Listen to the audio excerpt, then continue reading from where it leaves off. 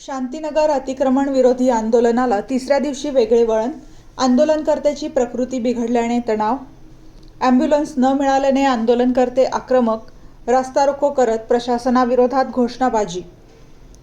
नाशिकच्या शांतीनगर परिसरातील अतिक्रमणाच्या विरोधात सातपूर येथील MIDC कार्यालयासमोर सुरू असलेला बिऱ्हाड आंदोलनाचा आज तिसरा दिवस होता.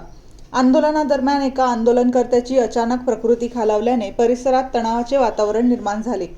यावेळी प्रशासनाकडे तातडीने ॲम्ब्युलन्सची मागणी करण्यात आली. मात्र प्रशासनाकडून अपेक्षित प्रतिसाद न मिळाल्याचा आरोप आंदोलनकर्त्यांनी केला. घटनेनंतर आंदोलनकर्त्यांमध्ये तीव्र संतापाची लाट उसळली. गंभीर परिस्थितीतही प्रशासनाने हात झटकण्याची भूमिका घेतल्याचा आरोप करत आंदोलनकर्त्यांनी काही काळ रास्ता रोको आंदोलन केले. तसेच प्रशासनाच्या निष्क्रिय कारभाराविरोधात जोरदार घोषणाबाजी करण्यात आली. यामुळे परिसरात काही काळ तणावपूर्ण वातावरण निर्माण झाले होते. शांतीनगर येथील अतिक्रमणाच्या मुद्द्यावर गेल्या 3 दिवसांपासून सुरू असलेल्या आंदोलनात नागरिक मोठ्या संख्येने सहभागी होत आहेत. अतिक्रमणग्रस्त कुटुंबांना न्याय मिळावा आणि त्यांच्या मागण्यांकडे प्रशासनाने गांभीर्याने लक्ष द्यावे यासाठी आंदोलन सुरू असल्याचे आंदोलनकर्त्यांनी सांगितले. दरम्यान या संपूर्ण प्रकारावर राष्ट्रवादी काँग्रेसचे शहर उपाध्यक्ष प्रशांत खरात यांनी प्रशासनावर तीव्र नाराजी व्यक्त केली.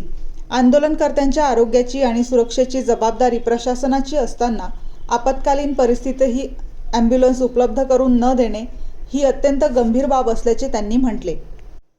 नागरिकांच्या प्रश्नांबाबत प्रशासनाने संवेदनशील भूमिका घेऊन तातडीने उपाययोजना कराव्यात अशी मागणीही त्यांनी केली.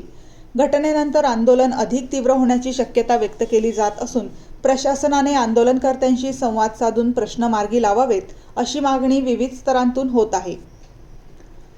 MG न्यूज प्रतिनिधी निलेश शेकोकार, नाशिक.